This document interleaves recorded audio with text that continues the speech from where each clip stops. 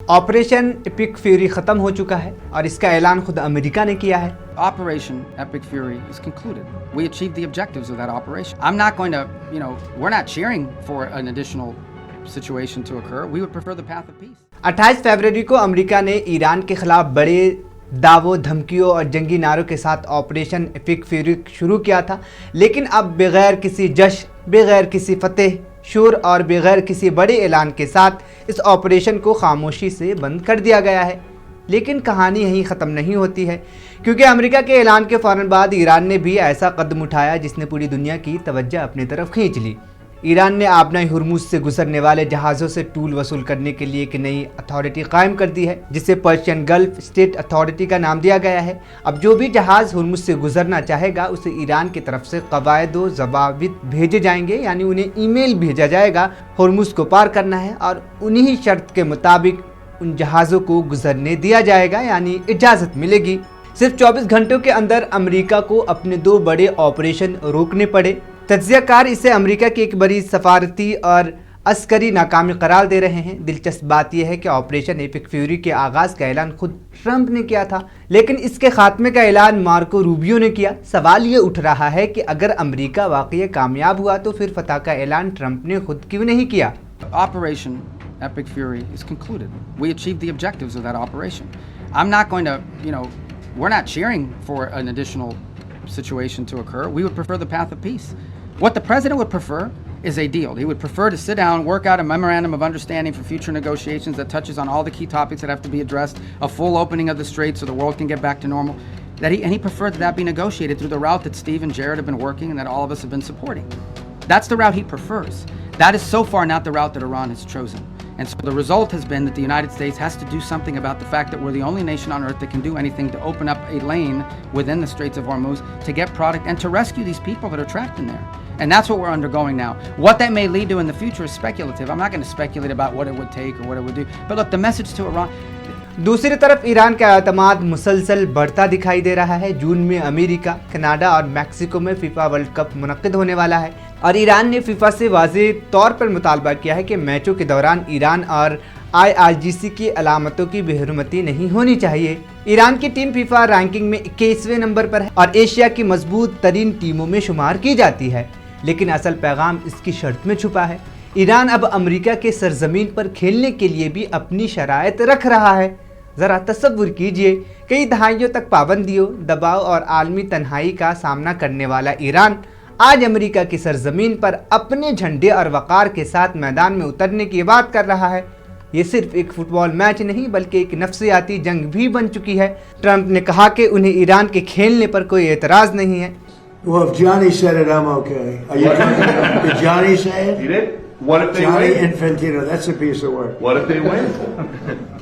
Well, if they win, we'll have to worry about that. That's not...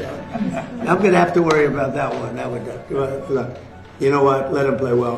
Johnny's fantastic. He's a friend of mine. And he talked about it.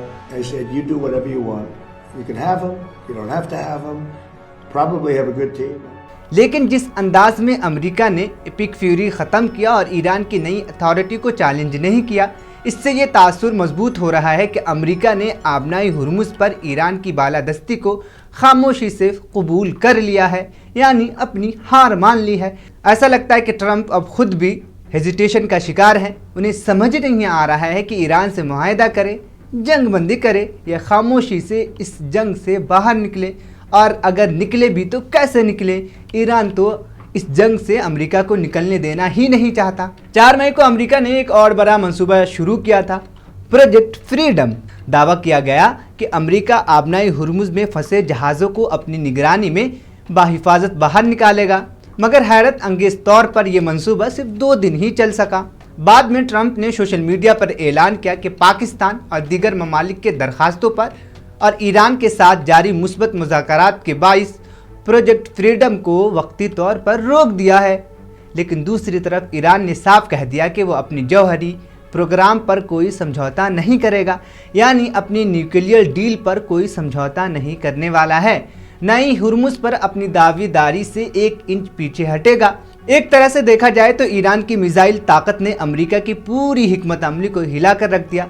Trump के 3 बड़े मकासद थे, Iran में हुकूमत की तब्दीली यानी regime तब्दील करना, रिजीम को बदलना, दूसरा उसकी जौहरी प्रोग्राम को ख़ात्मा करना, उसको ख़त्म करना और उसके मिसाइल ताकत को तबाह करना। लेकिन अब तक अमेरिका को इन तीनों महाजों पर कामयाबी नहीं मिल सकी। इस जंग ने एक और बड़ा तासुर भी तोड़ा है, वो तासुर अमेरिका और इजराइल की मुश्तरका ताकत नाकाबिले शिकस्त है। ईरान ने न सिर्फ अमेरिका बल्कि इजराइल को भी सख्त जवाब दिया और अब दुनिया भर के तज्ज़ियाकार सवाल उठा रहे हैं कि क्या ईरान ने जानबूझकर खुद को कमज़ोर जाहिर किया था ताकि अमेरिका और इजराइल को एक तवील जंग में फंसा सके। ईरान की मिसाइल हमलों ने अमेरिकी जंगी जहाज़ों और फौजी अड्डों पर धावा बढ़ाया, यानी उस पर धावा बोला, जबकि अमेरिका जदीद तरीन हथियारों और हज़ारों फौजियों की मौजूदगी के बावजूद फैसला कुन बरतरी हासिल ना कर सका। अब खबरें सामने आ रही है कि अमेरिका और ईरान के दरमियान एक मुख्तसर मुआहदे पर बातचीत जारी है, जिसमें जंग के खात्मे मुस्तकबिल के जौहरी मुज़ाकरात के लिए एक फ्रेमवर्क तय किया जा रहा है। अगरचे जंगबंदी नाफिस है, लेकिन आबनाई हुर्मुज़ में जहाज़ों की आमद व रफ्त अब भी मुकम्मल तौर पर बहाल नहीं हो सकी। तेल और गैस की सप्लाई मुतासिर है और इसके असरात पूरी दुनिया महसूस कर रही है। अमेरिका में पेट्रोल की कीमतें बढ़ चुकी है, भारत में कमर्शियल गैस सिलेंडर महंगे हो चुके हैं और आबनाई हुर्मुज़ से गुजरने वाले जहाज़ों की इंश्योरेंस कई गुना बढ़ गई है। मिडिल ईस्ट जो कभी मुकम्मल तौर पर अमेरिका पर इन्हिसार करते थे, अब उन्हें एहसास हो रहा है कि ईरान खित्ते में एक बड़ी ताकत बन चुका है। फिलहाल गोलाबारी रुकी हुई है, लेकिन जंग के असरात अब भी पूरी दुनिया पर महसूस किए जा रहे हैं। अमन का रास्ता भी वाज़ेह नहीं है और दुनिया अब भी गैर यकीनी सूरत हाल के साए में खड़ी है। इस खबर पर आपकी क्या राय है? इस जंग में किसकी हार हुई, किसकी जीत हुई, इसका फैसला आप करेंगे। इस खबर को रिकॉर्ड किया है हमारे साथी हामिद खान। मैं शहबाज, देखते रहें मुंसिफ टीवी। शुक्रिया।